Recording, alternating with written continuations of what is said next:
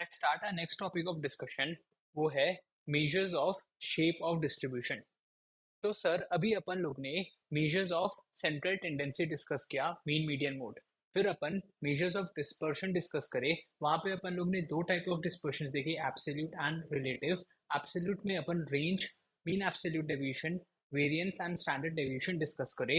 And then relative dispersion में अपन लोग ने कोफिशिएंट ऑफ वेरिएशन का डिस्कशन किया। अभी अपन डिग्री ऑफ सिमेट्री का डिस्कशन करेंगे। सिमेट्री कैसा मेरा डिस्ट्रीब्यूशन का शेप है, मेरा डेटा डिस्ट्रीब्यूटेड कैसा है, इसका डिस्कशन करेंगे। अच्छा, ये डिग्री ऑफ सिमेट्री का इम्पोर्टेंस क्या रहता है? देखो, वो अपन को ये बताता है कि मेरा जो डेविएशन होगा वो ज़्यादा टाइम्स पॉजिटिव होगा कि ज़्यादा टाइम्स नेगेटिव होगा। तो it tells me what is more likely to happen, whether it is a positive deviation or whether it is negative deviations from the mean। ये चीज अपन सिमेट्री से एनालाइज कर पाते हैं। अगर मेरा रिटर्न डिस्ट्रीब्यूशन सिमेट्रिकल है, इसका मतलब वो एक मिरर इमेज है। If you can see here, this is a graph of symmetrical distribution. तो जो लेफ्ट हैंड साइड है, that is a mirror image of the right hand side, है ना? एग्जैक्ट मिरर इमेज है। इसका मतलब जितना आपका डेविएशंस बिलो द मीन होगा, उतना ही प्रोबेबिलिटी है कि आपका डेविएशन अबव द मीन हो। तो पॉजिटिव डेविएशन और नेगेटिव डेविएशन होने की प्रोबेबिलिटी जो है वो बराबर होती है in case of a symmetrical distribution. ठीक है। Interval frequency will be the same on either side of the mean. तो जो इंटरवल्स हैं मीन के आइदर साइड में, उनकी होने की प्रोबेबिलिटी इज द सेम। अगर आपका सिमेट्रिकल डिस्ट्रीब्यूशन है जिसका मीन रिटर्न जीरो है, तो जितना -7 to -5% लॉस होने की प्रोबेबिलिटी है, उतनी ही प्रोबेबिलिटी है कि आपको +5 to +7% इंटरवल में गेन होगा। एग्जैक्टली मिरर इमेज, है ना? ये नॉर्मल डिस्ट्रीब्यूशन का एक बहुत इम्पॉर्टेंट फीचर है कि जो भी नॉर्मल डिस्ट्रीब्यूशन होता है वो एक सिमेट्रिकल डिस्ट्रीब्यूशन होता है। सर नॉर्मल डिस्ट्रीब्यूशन का क्या मतलब है? अभी एक बार क्विकली समझो कि नॉर्मल डिस्ट्रीब्यूशन होता क्या है। इन डिटेल डिस्कशन अपन ये कॉन्स फंडामेंटल वाली क्लास में करेंगे, जहाँ पे अपन देखो पूरा नॉर्मल डिस्ट्रीब्यूशन का सब इन डिटेल डिस्कशन करते हैं। अभी एक बार क्विकली समझो कि नॉर्मल डिस्ट्रीब्यूशन होता क्या है। नॉर्मल डिस्ट्रीब्यूशन एक सिमेट्रिकल डिस्ट्रीब्यूशन है, नॉर्मल है। जितना प्रोबेबिलिटी यहाँ होने का है, उतना ही प्रोबेबिलिटी जो है वो यहाँ होने का है। मतलब 1 -1 आने का चांस जितना है, उतना ही चांस है कि +1 आए, है ना? अगर आप -1 को प्लॉट करोगे तो लेट्स से इसका आने का, इसकी है 2, फ्रीक्वेंसी इसकी 2 है, तो इसकी फ्रीक्वेंसी भी 2 होगी। एग्जैक्ट मिरर इमेज बनेगा। ये एक नॉर्मल डिस्ट्रीब्यूशन का सबसे बड़ा फिगर है, फीचर होता है कि ये सिमेट्रिकल होता है इन शेप। फिर दूसरा फीचर होता है कि it is a bell shape. If you can see, this is a bell shape curve. It is a bell shape symmetrical distribution. And इसका मीन, मीडियन एंड मोड जो होगा वो इक्वल होगा। The mean is zero, this is the median, this is the mode. सबसे ज्यादा frequency of occurring भी zero की है, मिडल मोस्ट पॉइंट भी यही है। जितना डेटा यहाँ लोकेटेड है उतना डेटा यहाँ लोकेटेड है, it is the middle most point. यही सबसे ज्यादा बार ऑकर हो रहा है, तभी ये सबसे ऊंचा है। The frequency of occurrence of one is this, of 0 is this, so this is having the highest frequency of occurrence, so this becomes the mode and this is the mean। जब आप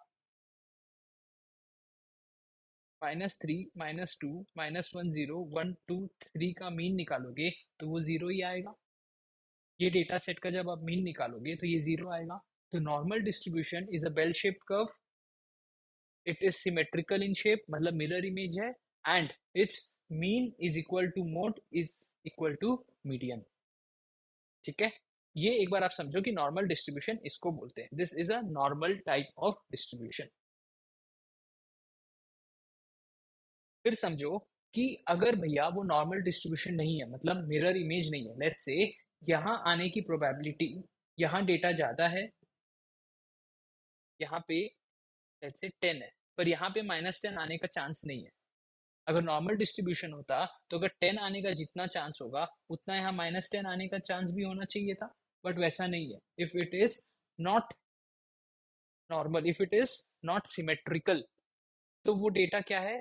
तो वो डेटा स्क्यूड है, अपन उसको बोलते हैं then that data is skewed. If a distribution is not symmetrical, it is a skewed distribution. अब skewed जो है वो राइट स्क्यूड भी हो सकता है, वो लेफ्ट स्क्यूड भी हो सकता है। इसीलिए स्क्यूनेस दो टाइप का होता है। It can either be positively skewed और negatively skewed, depending on the presence of outliers, कि भाई आउटलायर किस साइड है, is it on the left side और is it on the right side. उसके बेसिस में आप ये बता सकते हो कि आपका जो डेटा है वो कितना स्क्यूड है और किस साइड स्क्यूड है। ठीक है, देखो, अगर इस डेटा सेट में एक आउटलायर वैल्यू होता, लेट्स से 10 का, अगर एक आउटलायर वैल्यू होता लेट्स से 10 का, तो अपन ये देखे हैं कि आउटलायर जो है वो मीन को अपनी तरफ खींचता। यस, तो इस केस में एक वैल्यू और ऐड हो गई तो मीडियन भी जो है वो थोड़ा सा खिसक जाएगा, वो थोड़ा सा शिफ्ट हो जाएगा। So the median will now shift from this point two this point, अगर ये पहले नॉर्मल डिस्ट्रीब्यूशन था। And because of presence of outlier of 10, your mean will also get shifted. Your mean will also get shifted.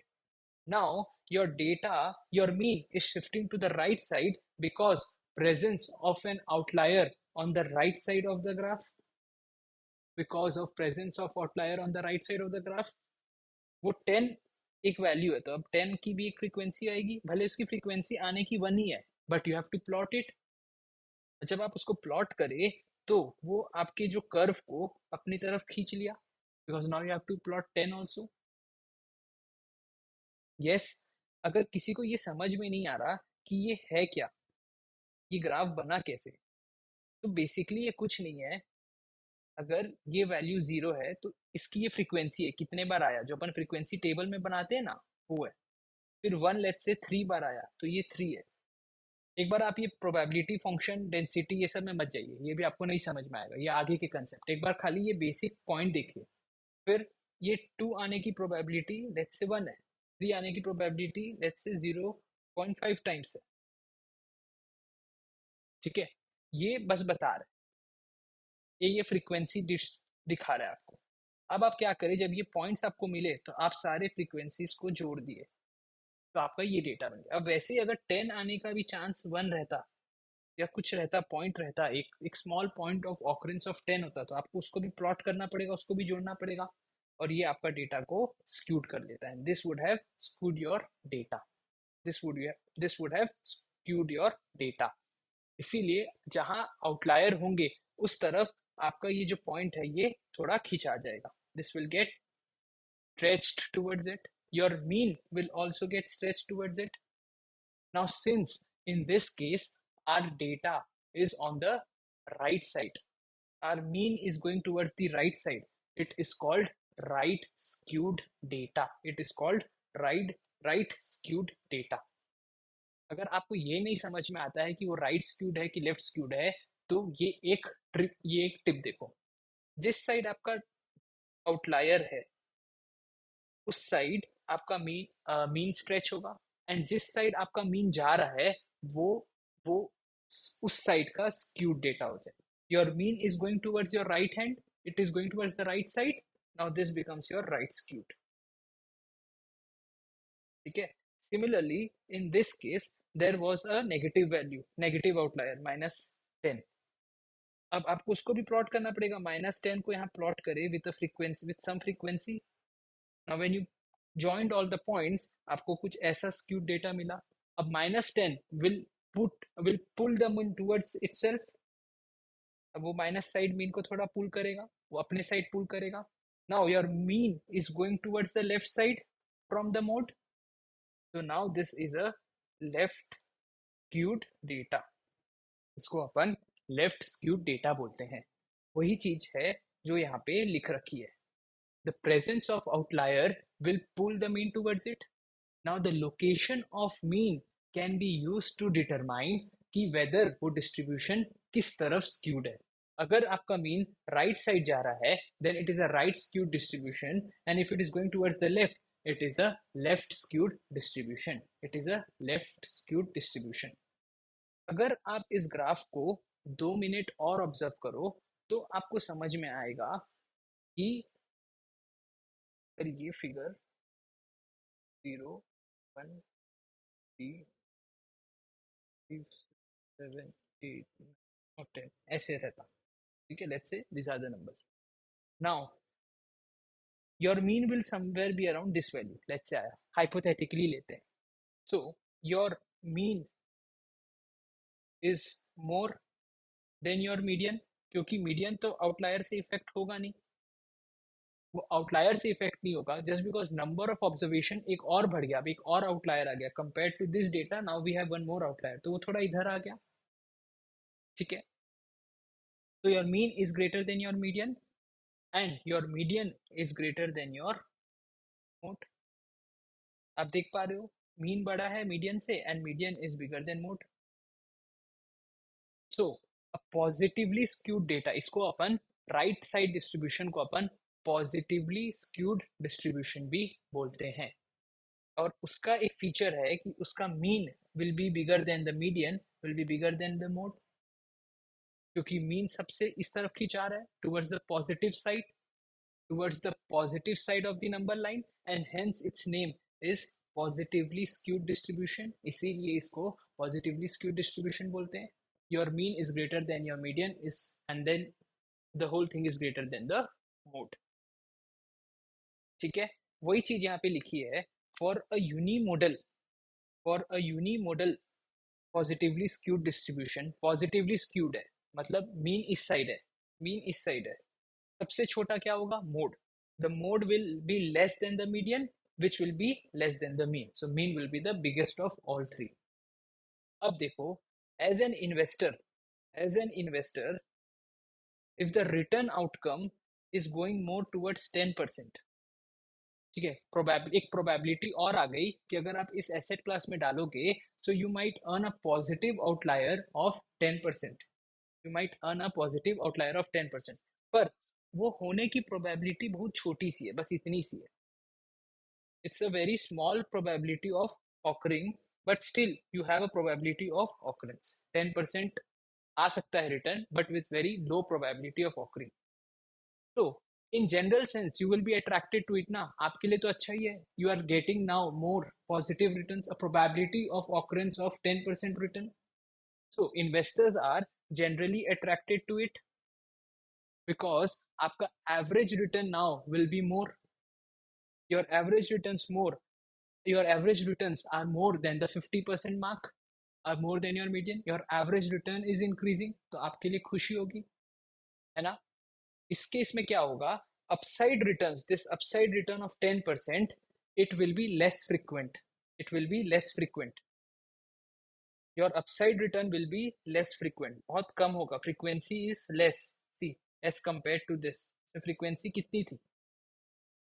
ये upside return, extraordinary return की frequency will be less, but जब भी होगा आपको बम्पर रिटर्न्स देगा. But whenever it happens the probability is let's say 0.1%, but अगर हुआ तो you will get bumper returns of 10% as compare to your average of 3-4%. आपको एक बम्पर रिटर्न मिल गया, although the probability of occurrence is low. So the upside returns are less, but are less frequent, but whenever it will occur, it will give you bumper returns. है ना? Opposite of all the thing that we discussed is left skewed distribution. इसमें there is a presence of outlier on the left side of your number line. इस case में -10. अब ये क्या हो जाता है? ये नेगेटिवली स्क्यूड डिस्ट्रीब्यूशन हो जाता है बिकॉज वो negative side of the number line में एक आउटलायर है. इस केस में क्या होगा? Your mean will be less because your mean is now getting pulled by this negative outlier. So your mean will be less than your median, which will be less than your mode. So mode सबसे बड़ा figure होगा, the mode will be greater than the median which will be greater than the mean. अब सोचो, as an investor will you be happy around it और worried about it? Think. I will be worried. Very good. आप worrisome हो पाओगे ना, because your average returns are now less. Your average returns are now less. इसका downside ये रहता है कि इसका एक नेगेटिव ये है कि your downside returns are less frequent, but जब भी होगा you will get huge loss. The occurrence of minus 10% return is very less. It is only this much. The frequency is only this much. But in case it happens, it will leave you with lot of losses. It will give you huge loss. इसी को अपन finance के concept में बोलते हैं left tell risk. जैसे अपन syllabus में आगे बढ़ेंगे, अब बाकी सब्जेक्ट्स पढ़ोगे, इसका कंसेप्ट आएगा लेफ्ट टेल रिस्क का. ये होता है लेफ्ट टेल रिस्क. भले फ्रीक्वेंसी कम हो बट ह्यूज लॉस ऑफ ऑकलिंग. अगर हुआ तो अच्छे से निपटा देगा, बहुत ज्यादा लॉस दे देगा. इसीलिए इसको लेफ्ट टेल रिस्क भी बोला जाता है. Though the losses are less frequent, but if it happens it will leave me in huge losses. समझे? अभी for now you should know this basic concepts कि भाई पॉजिटिवली स्क्यूड डिस्ट्रीब्यूशन किसको बोलते हैं. राइट साइड डिस्ट्रीब्यूशन में mean is pulled towards the right, mean is more than your median which is more than your mode. And on left skewed distribution it is also called negative skewed distribution. Your mean is pulled towards the left side by a negative outlier, and this is related to left tail risk. Your mean will be lower than the median which will be lower than the mode. ये आपको अभी समझना है. ठीक है? समझ में आया कैसे ये नॉर्मल डिस्ट्रीब्यूशन है? इसमें हर चीज की प्रोबेबिलिटी ऑफ ऑकरेंस सेम है, कोई आउटलायर नहीं है. सिंपल स्ट्रेट मिरर इमेज है. इसमें जब आउटलायर आ जाते हैं तो कैसे ये ग्राफ ऐसे बन जाता है, how this graph turns to this presence of a positive outlier. अगर आपको समझ में नहीं आता कि राइट स्क्यूड में इस साइड जाएगा कि इस साइड, कंफ्यूजन होगा एग्जाम में, then think of it this way. Right skewed में there is a outlier present on the right side of the graph. If an outlier is present on the right side of the graph, it will move the mean towards the right. If the mean is moving towards the right, it is a right skewed distribution. Opposite applies for left skewed distribution. So do we have a formula to calculate skewness? Yes. Similar to standard deviation. थोड़ा सा similar लग रहा है. उसमें क्या था? x minus x bar the whole square. This one was for variance. Now you took the square root to calculate standard deviation to standardize this. यहाँ पे you divide it by sample standard deviation. You divide it by sample standard deviation to standardize it. ऊपर यहाँ रखना कि ये third degree है. This is cube. This is cube. अब जब यहाँ पे अपन स्क्वायर नहीं ले रहे तो क्यूब ले रहे हैं, तो डेविएशन का जब क्यूब ले रहे हैं तो this can be plus and minus both, है ना. वेरिएंस हमेशा पॉजिटिव रहता. वेरिएंस हमेशा पॉजिटिव रहता because you are taking the square root, तो माइनस का स्क्वायर रूट भी प्लस बन जाता. बट नेगेटिव है और अगर क्यूब रूट ले रहे हैं तो वो नेगेटिव ही रह जाएगा. Very well showing if this is negative, if the answer comes, if your answer comes in negative, then it is a negative skewed distribution, which means it is a left skewed distribution. Similarly, if your answer comes positive, it is a positively skewed distribution. That means it is a right side distribution. It is a right side distribution. ये समझ में आया आपको? भैया ये अपन ने sample skewness calculate किया और यहाँ पे अपन लोग ने सैंपल स्टैंडर्ड डेविएशन के क्यूब से डिवाइड किया. Dividing by standard deviation cubed standardises the statistic. जब यहाँ पे अपन लोग ने सैंपल स्क्यूनेस किया तो यहाँ पे n-1 क्यों नहीं किया? Is this not a question in your mind? यहाँ पे आप लोग ने n-1 क्यों नहीं किया?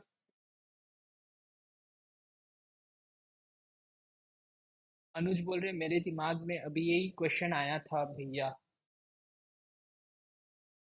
सोचो, थिंक। अरे बाबा, you are already dividing it by sample standard deviation, है ना? जब सैंपल स्टैंडर्ड डेविएशन निकाले थे, we already divided it by n-1 and made it an unbiased estimator. इसको अपन ऑलरेडी थोड़ा ऊपर बढ़ा दिए थे। We had already increased it. Now why we would do it again when we are already dividing it by a statistic जिसमें अपन लोग ने वो adjustment कर ली है? We we need not do it again and again, and that is why we don't do it. ठीक है? Clear? चलो, अभी अपन लोग ने स्क्यूनेस के बारे में पढ़ा। जितना मैंने आपको बताया है इंटरप्रिटेशन एंड समझना, खाली आपको उतना ही इसमें अभी के टर्म्स में आना चाहिए। Generally CFA Institute would not expect you to solve ऐसे lengthy questions on it because that's not the idea of the exam. The idea of the exam is to help you develop analytical skills. Okay, the idea of the exam is to test your analysis, your interpretation. तो ये समझ जाओगे तो I hope you will be able to get through the questions. Symmetry means a mirror image. Something which is not symmetrical, presence of outlier, it means skewness. ठीक है? The degree to which distribution is not symmetrical is skewness. Positive और negative कैसे होता है? Depending on the presence of nature of outlier, presence and nature of outlier, we had already discussed. अब अपन एक next concept में जाते हैं जिसको अपन क्यूटोसिस बोलते हैं। ठीक है? तो अपन क्यूटोसिस बोलते हैं। ये क्या? ये समझो। Kurtosis बोलता है it is the degree to which a distribution is more picked or less picked than a normal distribution. More pick और less pick मतलब नहीं समझा। मतलब ये आपका नॉर्मल डिस्ट्रीब्यूशन है, ठीक है? ये पीक इसका यहाँ पे है, this is the peak for a normal distribution. Kurtosis बोलता है या तो वो पीक और ऊपर होगा या तो वो लेस पीक होगा, या तो वो पीक यहाँ होगा, ठीक है? This is a peak for normal, this is a peak, this is a more peak data, या फिर वो peak less than the normal distribution होगा। आइदर दिस और दिस, ठीक है? So how will that look? How will that look? देखो,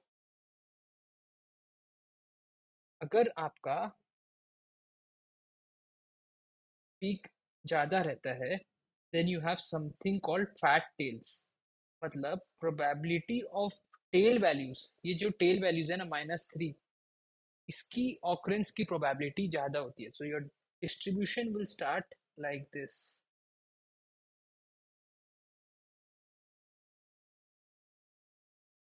something like this. ऐसा बनेगा आपका डिस्ट्रीब्यूशन।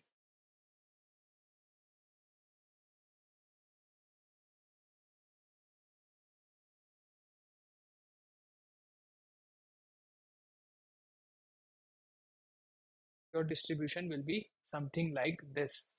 अब ये क्या बता रहा है? पहले -3 की ऑकरेंस, प्रोबेबिलिटी ऑफ ऑकरेंस क्या था? इतना। अब -3 आने का चांस कितना हो गया? इतना। This is the new chance. Similarly, 0 आने का chance in case of a normal distribution was this. This is B, this is A. Before and after, B represents before, now it is A, now it is A. Similarly, 3 आने की probability before was B, now अब ज्यादा बार 3 आने का chance है, now this becomes A. Peak बढ़ गया and tales भी मोटा हो गया। What does that mean? This is called a leptokurtic distribution. Your leptokurtic distribution बोलते हैं. The distribution is more peak, we saw that, and has fatter tails than normal distribution. More peak and fat tails. इसका क्या मतलब है 2 minute बाद देखेंगे. अभी खाली डेटा ग्राफ को देख के समझो. मोर पीक एंड फ्लैट टेल्स, इसको क्या बोलते हैं? लेपोक्यूटिक डिस्ट्रीब्यूशन. लेपोकर्टिक डिस्ट्रीब्यूशन बोला जाता है. Leptokurtic distribution. अच्छा भैया, अगर ये नॉर्मल था, जो ये ब्लू लाइन थी, if this would have been a normal distribution, तब इसको क्या बोलते? Then we call it mesokurtic. A normal distribution is called a mesokurtic distribution. It is called a mesokurtic distribution. अच्छा, अगर वो लेस पीक होता and thin tails होते, तो वो होता प्लैटीकर्टिक डिस्ट्रीब्यूशन. इसमें बना के दिखाओ. देखो,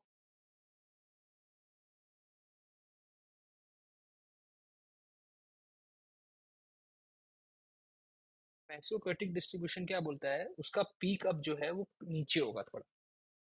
thin tales.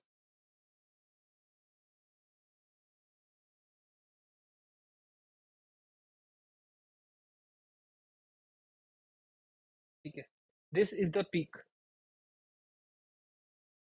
This is the peak and it has thin tails. मतलब इसकी ज्यादा प्रोबेबिलिटी ऑफ ऑकरेंस कहाँ रहती है? शोल्डर्स में. ये शोल्डर्स. इसका ज्यादा भार जो होता है वो शोल्डर्स में होता है. तो probability of occurring before was this normal blue line B, but now it is this. Similarly, यहाँ B before and now it is A. So mesocortic distribution will look something like this. ज्यादा भार आपका shoulders में रहता है. Flat रहता है. Your peak is this. More values are here, are centered around the mean. Here more values are away from the mean या फिर at the mean. या तो मीन में ही बहुत ज्यादा वैल्यूज होगी या फिर अवे फ्रॉम द मीन होगी. एंड यहाँ पे more values are centered around the mean. दूर की वैल्यूज आने की प्रोबेबिलिटी थोड़ी कम हो जाती है. If the distribution is less peak and thinner tails than normal distribution, it is called platykurtic distribution. अपन उसको प्लैटीकर्टिक डिस्ट्रीब्यूशन बोलते हैं. ठीक है. अब अपन स्टैंडर्डाइज कर दिए कुटोसिस के फिगर को. मतलब एक नॉर्मल डिस्ट्रीब्यूशन का क्यूटोसिस हमेशा 3 होगा. अपन बोले जब अपन कैलकुलेट करेंगे ना उसको फॉर्मूला से, तो अपन बोले कि नॉर्मल देखा गया बार बार नॉर्मल डिस्ट्रीब्यूशन का क्यूटोसिस इज 3. तो जो ये ब्लू लाइन का क्यूटोसिस है, ब्लू लाइन का क्यूटोसिस, दिस इज 3. ये 3 आता है. 3 is kurtosis for normal distribution. Normal distribution का दूसरा नाम क्या है? Mesocutic distribution. So that is why it is close to 3. यहाँ पे marked है. Tails are not too thick or thin, not too many or too few scores in the center. It is normal. Lepocutic का kurtosis will be greater than 3. It will be greater than 3. ठीक है. And platykurtic distribution का will be, उसका kurtosis will be less than 3. It will be less than 3. ठीक है. अभी तक क्या क्या समझ में आया? कि भाई लेपोक्यूटिक डिस्ट्रीब्यूशन का जो है टेल्स थिक होगा और पीक हाई होगा. प्लैटीकर्टिक डिस्ट्रीब्यूशन का टेल्स थिन होगा और पीक भी बहुत नीचे होगा. अभी तक अपन को ये समझ में आया. फिर अपन लोग ने देखा कि नॉर्मल डिस्ट्रीब्यूशन को मेसोक्यूटिक डिस्ट्रीब्यूशन बोलते हैं. इसका क्यूटोसिस 3 होता है. लेपोक्यूटिक का ग्रेटर देन 3 होता है एंड प्लैटीक्यूटिक का लेस देन 3 होता है. सिग्निफिकेंस एंड इंटरप्रिटेशन देखेंगे. अभी अभी तक जो बताया हूं खाली उतना ध्यान दो. ठीक है. इतना समझ में आया. अब ये देखो कि what does higher peak and flatter tails mean. इसका मतलब क्या होता है? इंटरप्रिटेशन क्या होता है? इसका मतलब ये होता है कि या तो आपका डिस्ट्रीब्यूशन में जो मैक्सिमम रिटर्न्स होगा that will be cluttered around the mean cluttered होगा, या फिर हो सकता है एकदम अवे फ्रॉम द मीन होगा, या फिर हो सकता है एकदम अवे फ्रॉम द मीन होगा। डेटा सेट ऑफ 1 3 4 4.5 5 9, 3 को भी हटा दो।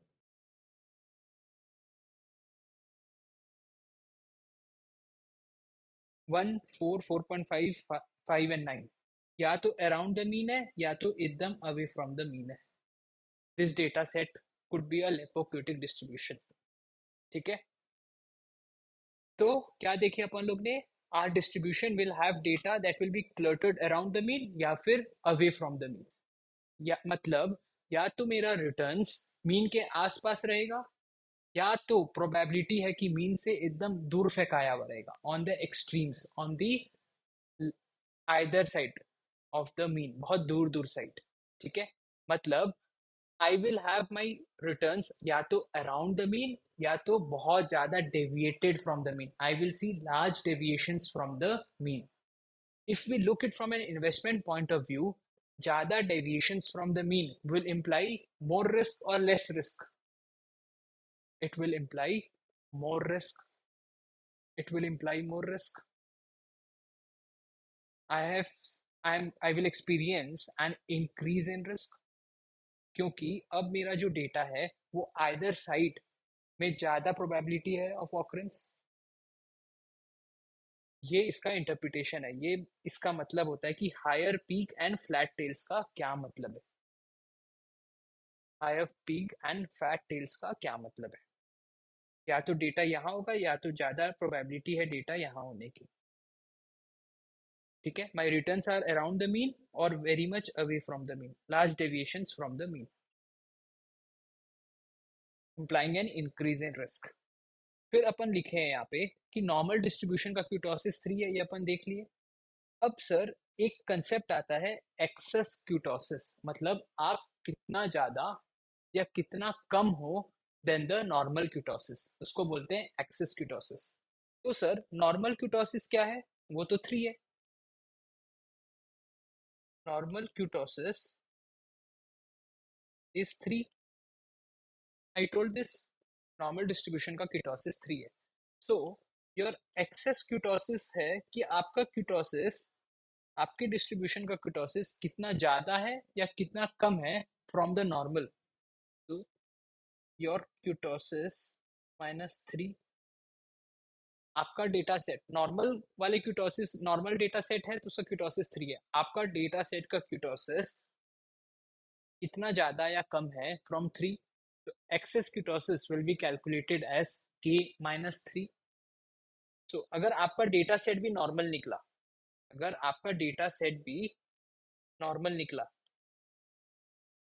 तो उसका के क्या होगा? 3। तो उसका एक्सेस क्यूटोसिस क्या होगा? एक्सेस क्यूटोसिस क्या होगा? 0। 0 होगा ना, 3 - 3 0। लेट्स से आपका डेटा सेट लेपोकर्टिक निकला, लेपोकर्टिक निकला, आपका डेटा सेट लेपोकर्टिक निकला, मतलब उसका क्यूटोसिस निकल गया 4। तो now how much will be your excess kurtosis? It will be 1। 1 will be your excess kurtosis, 4 - 3,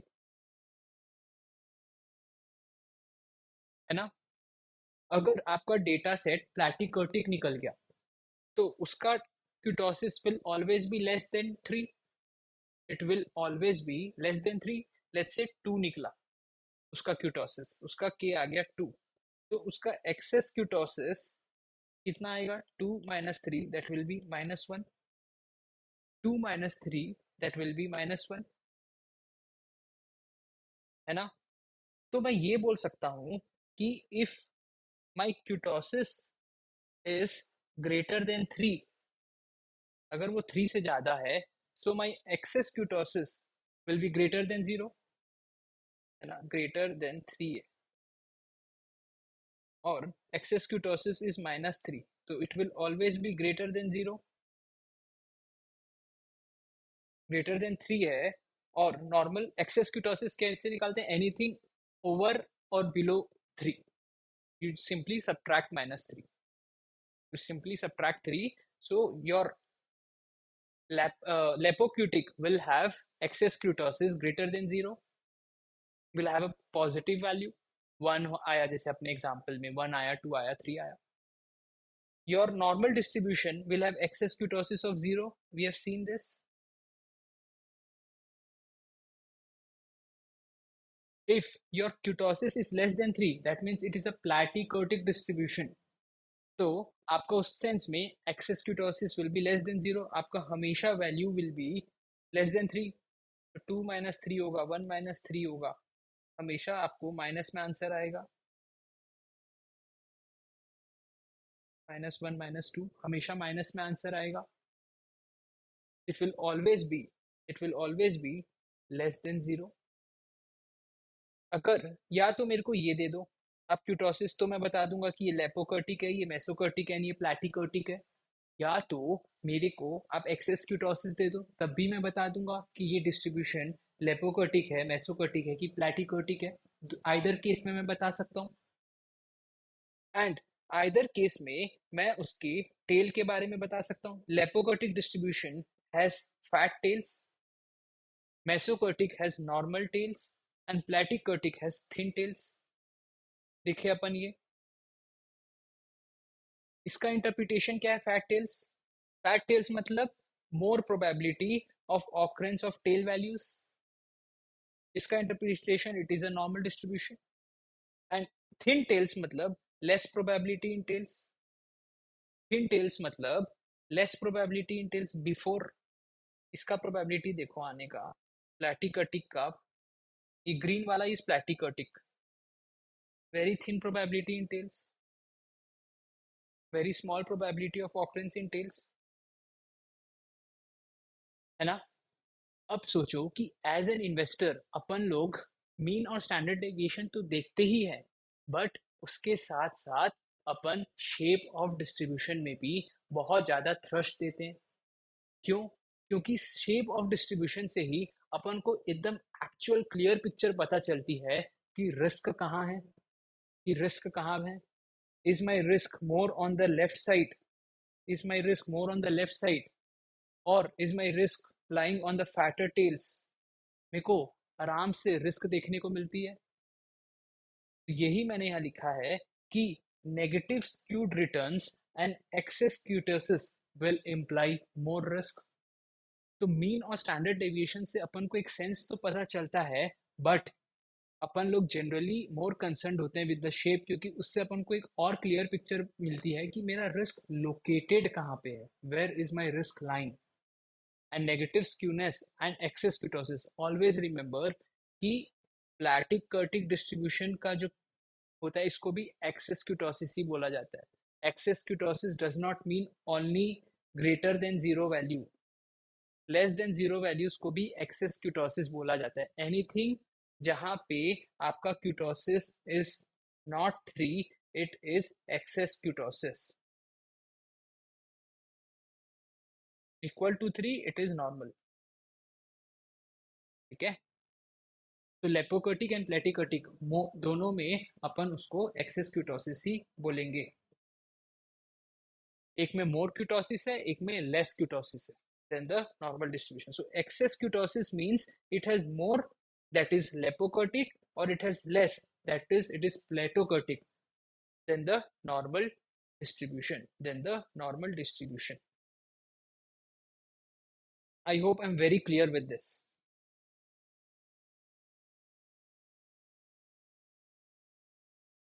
ठीक है, अब जैसे अपन स्क्यूनेस का फॉर्मूला निकालने देखे थे, सिमिलरली जस्ट इस ये डिग्री 4 रहता है, इसका डिग्री 4 रहता है, टू द पावर 4 करेंगे तो अपन को क्यूटोसिस का वैल्यू आ जाएगा, अपन को क्यूटोसिस का वैल्यू आ जाएगा, वी विल गेट क्यूटोसिस का वैल्यू। क्यूटोसिस का वैल्यू नेगेटिव नहीं रहेगा। सर अभी तो आपने बोला कि लेस देन जीरो हो सकता है, तो फिर क्यूटोसिस का वैल्यू नेगेटिव क्यों नहीं रहेगा?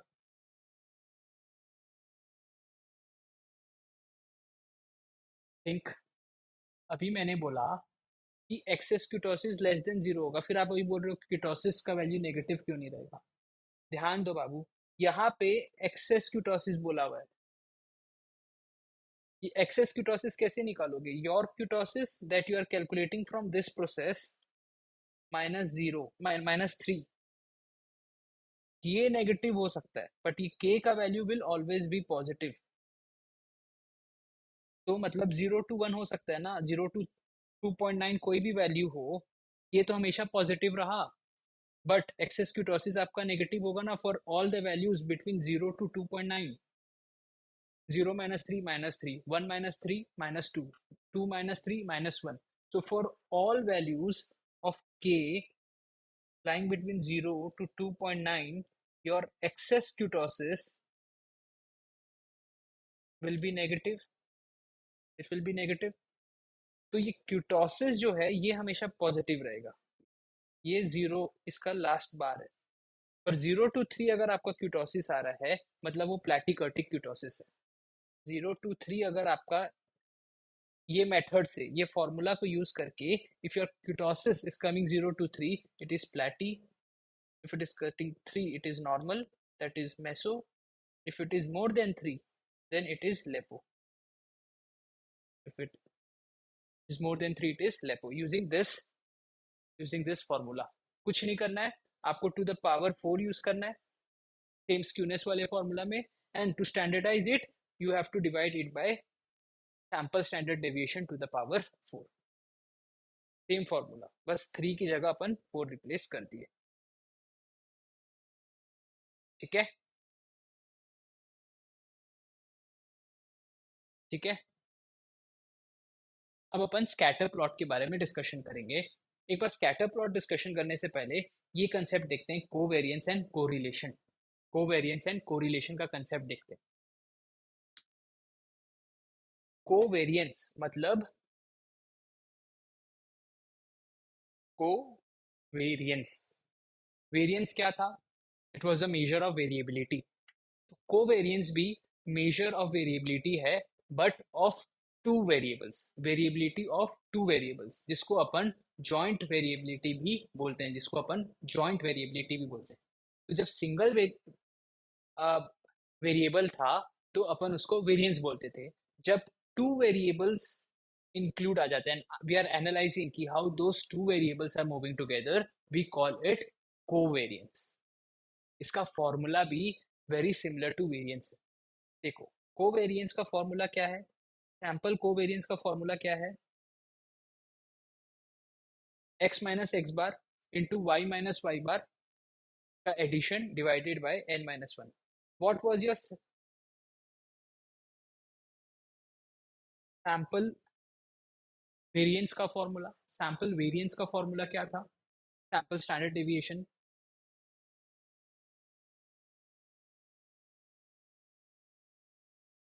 सैंपल वेरिएंस का फॉर्मूला क्या था? या स्टैंडर्ड डेविएशन बोलो या वेरिएंस बोलो, these are terms use interchangeably, not an issue. Sample variance will be represented by this, sorry, standard deviation का स्क्वायर इज वेरिएंस। वो कैसे निकालते थे? x माइनस एक्स बार का होल स्क्वायर का सम divided by n-1। This is how we calculate it. How can I write this? X minus x bar का square, can I not write it like this? By n-1. I can write it like this. Now, a covariance of a variable with itself is a variance। उसी का variable का अपन उसी का covariance कर दिए, covariance of variable with itself. यहाँ क्या किया अपन इस फॉर्मूला में?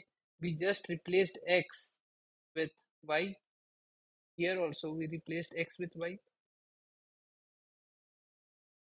यहाँ अगर अपन बोले कि x का x के साथ कोवेरियंस निकालो तो आप क्या करोगे? x माइनस एक्स बार डालोगे और y की जगह आप x डाल दोगे, क्योंकि x का x के साथ निकालना, जब x का y के साथ निकालना है तो we are using this formula. अगर आपको x का x के साथ निकालना है तो आप इसको x से रिप्लेस कर दोगे ना। तो will it not become this same formula? तो covariance of x with x is the variance of x. अगर अभी ये नहीं समझ में आया आगे फिर देखेंगे.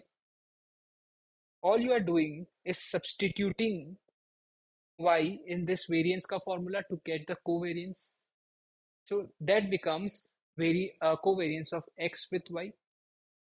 ये फॉर्मूला आपको याद ही नहीं करना है.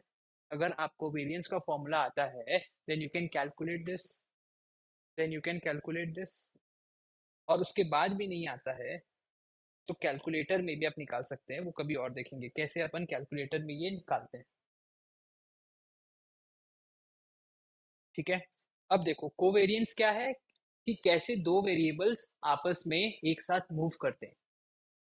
मतलब अगर x एक पॉइंट ऑफ टाइम में अपने x बार से अपने मीन से कितना डेविएट हो रहा है उसी समय y अपने मीन से कितना डेविएट हो रहा है, इस जॉइंट वेरिएबिलिटी को डिटरमाइन करता है कोवेरिएंस. बट इसका एक बहुत बड़ा लिमिटेशन ये है कि हो सकता है x का यूनिट कुछ और हो और y का यूनिट कुछ और हो. मतलब अगर आप पेट्रोल प्राइसेस एंड उसके प्रोडक्शन आउटपुट को देख रहे हैं कि जैसे जैसे प्रोडक्शन कम होता है क्या पेट्रोल प्राइसेस बढ़ते हैं, अपन ये वेरिएबिलिटी देख रहे हैं प्रोडक्शन आउटपुट. तो ये तो रुपीस में होगा या डॉलर्स में होगा और ये या तो बैरल्स या तो लीटर्स में होगा. तो आप बोल रहे हो कि वाई 2 बैरल से ऊपर गया तो एक्स $1 से नीचे आया. तो it is difficult to interpret. एक अलग यूनिट में चल रहा है एक अलग यूनिट में चल रहा है. एंड दूसरा प्रॉब्लम होता है कि इसमें स्क्वाड यूनिट्स में आंसर आता है जो कि वेरिएंस में एक प्रॉब्लम हो रहा था. तभी अपन को एक मेजर ढूंढना पड़ा ना standard deviation to standardise it. This will be in rupees, this will be in barrel. अब ये कैसे मल्टीप्लाई होगा एंड उसको स्क्वायर होगा ये बहुत डिफिकल्टी होगा. तो just to standardise it we have to come up with something. And to solve this very limitation we have correlation coefficient. उसको कोरिलेशन बोला जाता है. वही अपन लोग ने देखा है यहाँ पे कि a limitation of covariance that it is difficult to interpret because it depends on the units of the variable. पहला यूनिट्स अलग अलग हो सकती है एंड दूसरा वो स्क्वायर्ड यूनिट्स में अपन को आंसर देता है. The next problem is it gives me answer in squared units. जैसे कि अगर आपको कोवेरिएंस देखना है क्रूड ऑयल प्रोडक्शन में एंड उसके प्राइस में तो दोनों अलग अलग यूनिट्स में है. इसको सॉल्व करने के लिए अपन कोरिलेशन लगाए. अब कोरिलेशन क्या करता है? कोरिलेशन एक स्टैंडर्डाइज मेजर है. ये अपन लोग देखें कि अपन स्टैंडर्डाइज किए of the linear relationship between two variables. Linear relationship मतलब स्ट्रेट लाइन रिलेशनशिप अगर है दोनों में तो वो डिटरमाइन करता है कोरिलेशन. कैसे स्टैंडर्डाइज किया अपन कोवेरिएंस को? अपन लोग ने क्या किया, the symbol of correlation coefficient is this rho x y. अपन लोग ने covariance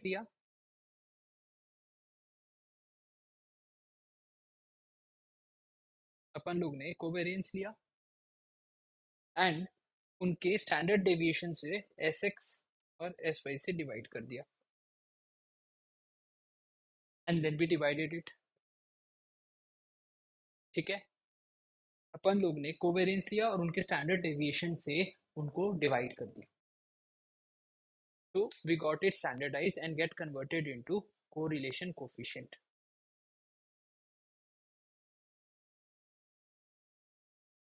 Covariance of x and y divided by standard deviation of x and standard deviation of multiply होता है. ये तो आप समझ गए होंगे. अब इसकी कुछ कुछ प्रॉपर्टीज है. There are some properties of correlation. The first property is कि कोरिलेशन जो है हमेशा उसका रेंज होगा -1 से 1 में. हमेशा it will range from -1 to 1 +1. Now +1 means there is a perfect correlation है. +1 मीन्स परफेक्ट कोरिलेशन. मतलब अगर ये 2 यूनिट से बढ़ता है तो ये भी लीनियर सेंस में उतने ही प्रोपोर्शनेट दो यूनिट से बढ़ेगा. There is a perfect linear relationship. There is a perfect linear relationship. Correlation of -1 क्या है? Perfect inverse linear relationship. Perfect inverse linear relationship. मतलब ये ग्राफ देखो. Perfect positive correlation. मतलब अगर ये इतना यूनिट से बढ़ा, अगर अपना स्टार्टिंग पॉइंट ये था, ये अगर एक यूनिट से बढ़ता है तो ये भी प्रोपोर्शनेटली वो अपने एक यूनिट से बढ़ेगा. There is a perfect correlation. Straight line में बढ़ेगा, एकदम पूरी स्ट्रेट लाइन होगी. y equal to mx plus c. ठीक है, इसमें ये स्ट्रेट लाइन में फॉलो करेगा. लेस देन परफेक्ट होगा मतलब ये 1 हो गया. अब इसी का -1 हुआ मतलब ये उल्टा रहेगा, ये पूरा उल्टा काम करेगा. Perfect negative correlation. ये अगर गिरेगा तो ये भी उतने से गिरेगा, ये अगर इतने से गिरा तो ये भी इतना से गिरेगा. This will fall down. As and when you increase x, your y goes down. जैसे जैसे आप x बढ़ाते हो आपका y नीचे गिरता जाता है. इसमें आप जैसे जैसे x बढ़ाते हो आपका y भी ऊपर बढ़ता है. ये तो हर केस में होगा, हर पॉजिटिव कोरिलेशन में. As and when you increase x, your y also increases. Positive में. और नेगेटिव में क्या होगा? As and when you increase x, your y gets, your y goes down. This is a negative correlation. अब ये जितना scatter हो रखा है ना, ये अपन को सेंस देता है कि कितना स्ट्रॉन्ग कोरिलेशन है. ये देखो एकदम बाइंडेड है, एकदम चिपक रखा है. तो this is a very strong correlation, very strong positive correlation, even perfect positive correlation. This is less than 1. So this implies less than perfect correlation but still very strong. But हाँ फिर भी there is very strong relationship. अगर x बढ़ रहा है तो y भी बढ़ रहा है. बट हो सकता है उतने से नहीं बढ़े, हो सकता है उतने से नहीं बढ़े. 0.3, it implies positive correlation but the data is very scattered, but the data is very much scattered around the straight line. x बढ़ेगा तो y भी बढ़ता है बट उतने मैग्नीट्यूड से नहीं बढ़ता है, उतने मैग्नीट्यूड से नहीं बढ़ता है, थोड़े कम मैग्नीट्यूड से बढ़ता है. यस. अब वही बताना चाह रहा है कि +1 है तो परफेक्ट लीनियर रिलेशनशिप है, और -1 है तो परफेक्ट इनवर्स लीनियर रिलेशनशिप है. सर अगर जीरो है तो, अगर जीरो है तो कोई रिलेशनशिप नहीं है. 1 है तो परफेक्ट लीनियर रिलेशनशिप है, -1 है तो परफेक्ट नेगेटिव लीनियर रिलेशनशिप है. अगर जीरो है तो कोई रिलेशनशिप नहीं है. ध्यान दो मैं क्या बोल रहा हूँ. कोई रिलेशनशिप नहीं है. नहीं. जीरो है तो there is no linear relationship. There might be some other relationship but linear relationship नहीं है. मतलब देखो, देर जीरो है मतलब नो लीनियर रिलेशनशिप, क्योंकि कोरिलेशन खाली लीनियरिटी को मेजर करता है, लीनियर रिलेशनशिप को मेजर करता है, स्ट्रेट लाइन वाली रिलेशनशिप को मेजर करता है. नो लीनियर रिलेशनशिप मतलब x बढ़ रहा है तो y पता नहीं बढ़ेगा या कम होगा. You can not say. Is a straight line, no effect. But there might still be some other relationship, but there is no linear relationship. Similarly, अगर माइनस है तो obviously it is going down. If x increases, y falls down, but not in that intensity जितना वो इस case में fall down करेगा, because यहाँ पे एकदम perfect है. तो जितना ज़्यादा scattered है points, उतना less strong linear relationship को बता रहा है correlation. ठीक है. इसका एक एग्जांपल लेंगे अभी अपन थोड़ा देर खाली इसी को डिस्कस करेंगे. देखो, एक रिलेशनशिप ये देखा गया, इधर देखो, कि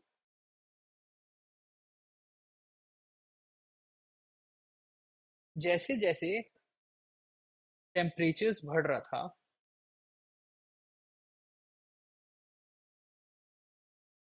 नंबर ऑफ विजिटर्स इन जू बढ़ रहे थे।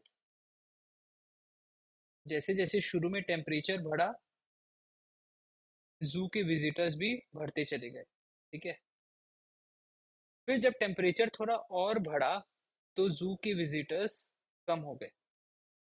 जैसे जैसे टेम्परेचर बढ़ा, समर सीजन आया, सब समर वेकेशन में जू जाने लग गए। और जब बहुत टेम्परेचर आया, लोगों को गर्मी लगी, लोगों को लगा zoo is not a worthwhile option, we will go to some other Aquatica type का प्लेसेस, तो जू में कम आने लगे। जैसे जैसे टेम्परेचर बढ़ा, initially it increased, then it started decreasing. ठीक है। Then it started decreasing. जब आप इसका कोलिनियरिटी निकालोगे, so it will give zero, because there is no linear relationship, कुछ ऐसा या फिर कुछ ऐसा, कोई भी ऐसा लीनियर रिलेशनशिप है नहीं ना। There is no such straight relationship here, neither positive nor negative. ना तो इनवर्स रिलेशन है, ना तो पॉजिटिव रिलेशन है। तो कोलिनियरिटी इसका correlation coefficient will be zero. But does that mean absence of any relationship? No, we just saw a relation कि पहले में बढ़ा फिर कम हो गया. There is some relation, but there is no linear relation. So there is no linear relation, but still some relation. ये जो relationship है, इसको ये लिनियरिटी आइडेंटिफाई नहीं करता, इसको वो नहीं कैलकुलेट कर पाए, ना ही अपन को अभी करना सीखना है। अभी अपन को खाली लीनियर रिलेशनशिप के बारे में बात करना है। So the collinear coefficient will come zero, your R will be equal to zero. There is no collinearity, but it doesn't mean that there is an absence of any relationship. It does not imply that. वही यहाँ पे लिखा है कि correlation of zero indicates absence of only linear relationship. It does not mean कि absence of any relationship. कोई relationship नहीं है, ये नहीं बोल रहा है। Just means कि linear relationship नहीं है. It just implies absence of linear relationship. ठीक है। वही अगर आप दूसरे एंगल से देखोगे, तो two variables can have a strong non linear relationship. जो भी अपन देखे, ये दो वेरिएबल में बहुत स्ट्रॉन्ग नॉन लीनियर रिलेशन है, बट इनका कोरिलेशन नहीं है उतना। Correlation is zero, it is not having that much correlation, but there is some other relation, non non linear relation.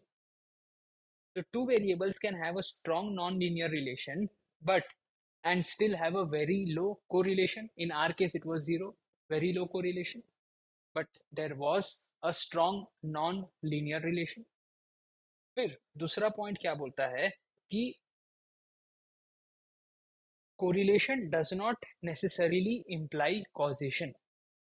मतलब अगर दो वेरिएबल एक दूसरे से बहुत ज़्यादा कोरिलेटेड हैं, तो उसका ये मतलब नहीं है कि एक वेरिएबल के कारण दूसरा वेरिएबल हो रहा है, that one variable is causing the occurrence of other variable. इसका ये मतलब नहीं है। कोरिलेशन का मतलब there is some relationship, there is some linear relationship, but इसका मतलब ये नहीं कि अगर एक होगा तो दूसरा होगा ही, या एक के कारण दूसरा हो रहा है। One is causing the occurrence of other variable, इसका ये मतलब नहीं। It does not imply causation, one is the cause of another, ये नहीं बोल सकते।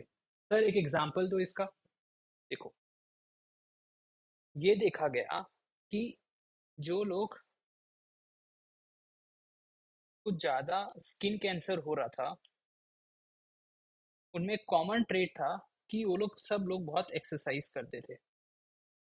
There was a common trait कि वो लोग बहुत एक्सरसाइज करते थे। जिन लोगों को स्किन कैंसर ज्यादा हो रहा था, कॉमन ट्रेट वाज फाउंड कि दे वर एक्सरसाइजिंग मोर।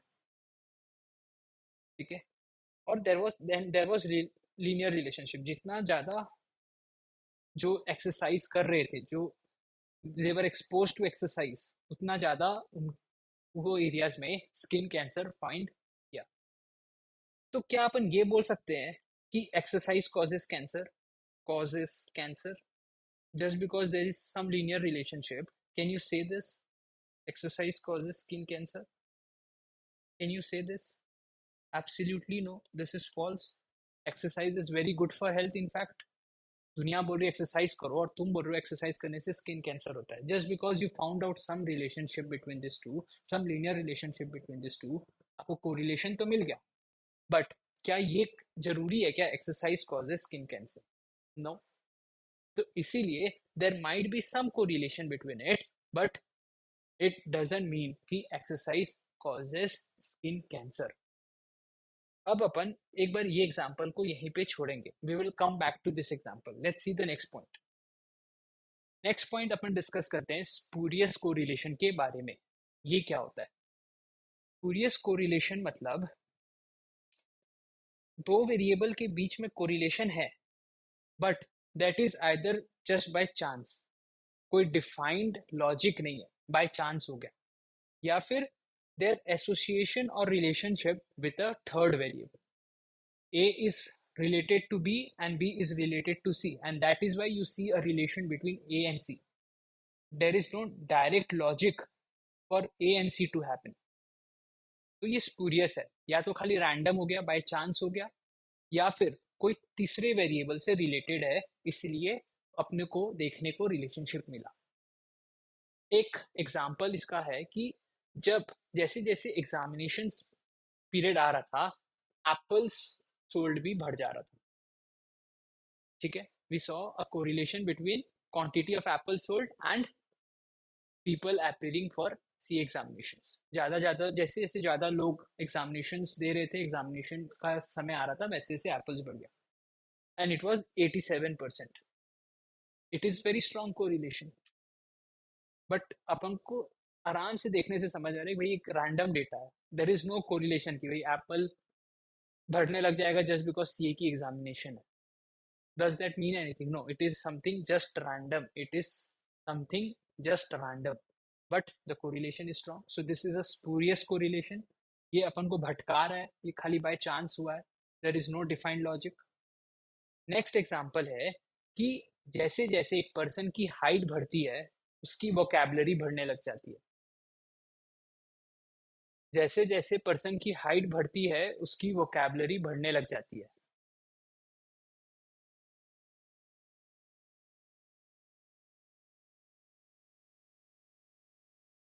अनुज बोल रहे हैं सर मेरी वोकैबलरी अभी भी नहीं बढ़ी।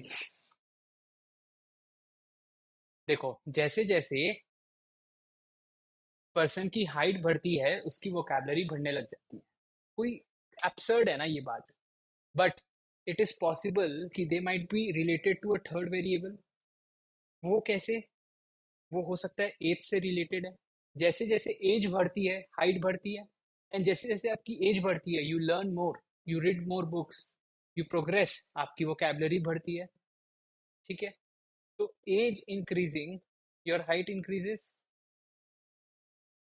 age increases, your vocab increases. Now you saw कि height increasing, vocab increasing, there is a linear relationship. We all know that this relationship is caused by a third variable because of its relationship with a third variable, that is age, and that is why it is also something misleading. घुमा रहे हैं अपन को this। तो spurious को relation क्या होता है कि रैंडमली ऑकर होता है, आइदर बाय चांस या फिर relationship with a third variable, इसको अपन स्पूरियस कोरिलेशन बोलते हैं। Now coming back to this example, exercise in skin cancer वाला। अब मैं यहाँ क्यों ला रहा हूँ? ये देखा गया कि जो लोग एक्सरसाइज करते हैं, they are more expose to sunlight, and जो लोग सनलाइट से ज्यादा एक्सपोज हो रहे हैं, they are having higher probability of getting skin cancer. They are having higher probability of getting skin cancer. अब जस्ट बिकॉज एक्सरसाइज ज्यादा है, स्किन कैंसर ज्यादा है, यू सेड कि exercise and skin cancer are correlated. Now, this correlation does not imply causation. Exercise doesn't cause skin cancer, but and they were correlated because of their association or relationship with a third variable, that is sunlight. This is the third variable. So this is an example of spurious correlation also. And ये proof कर दिए कि even if there is a correlation, it does not imply causation. Cause exercise is the cause of skin cancer, ये नहीं बोल सकते। ठीक है, अब समझो स्कैटर प्लॉट में। अब समझो स्कैटर प्लॉट क्या होता है। देखो, जब अपन को दो वेरिएबल को के बीच में रिलेशनशिप डिस्प्ले करना रहता है, आइडेंटिफाई करना रहता है, तो अपन स्कैटर प्लॉट यूज करते हैं। स्कैटर प्लॉट कैसे बनता है?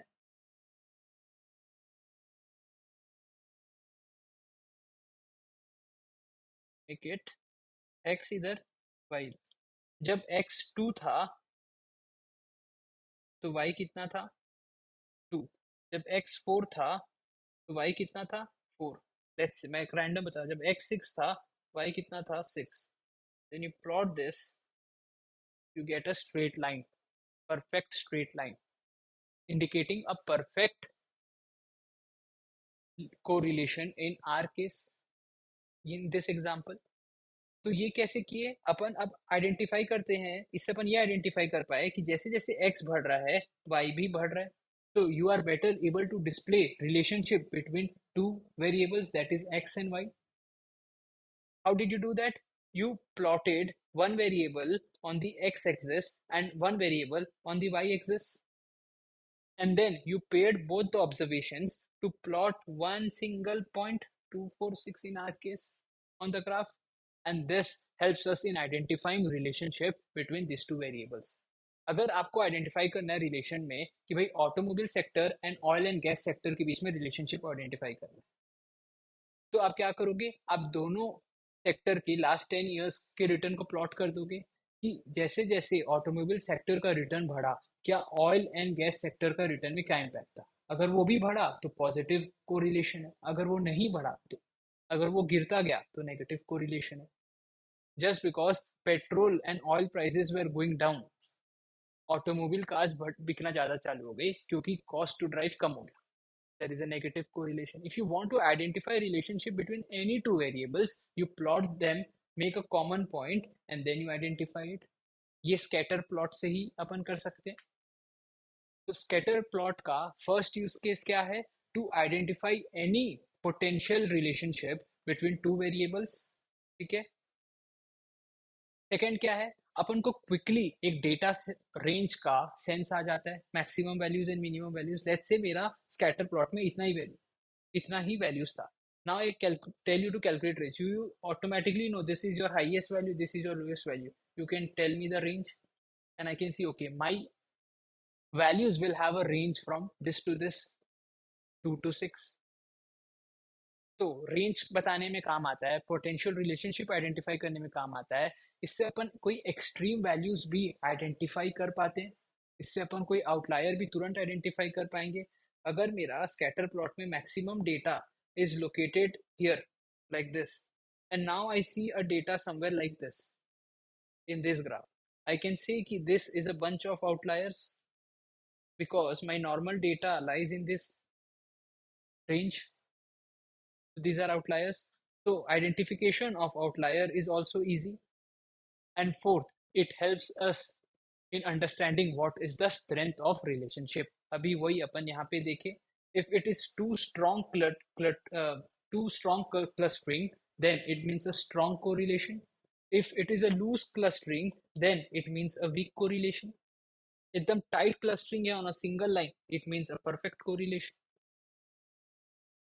तो इससे अपन ये चार चीजें भी आइडेंटिफाई कर सकते हैं। I hope scatter plot is clear. कैसे अपन स्कैटर प्लॉट बनाते हैं? एक वेरिएबल ऑफ एक्स एंड एक variable of Y, and then we see how to, and then we identify the relationship. ठीक है, ये इसके चार बेनिफिट है, ये इसके चार यूज केसेस हैं। तो this marks the completion of our reading. से रिलेटेड आप क्वेश्चंस कर लेना in case you get any doubt, I am there.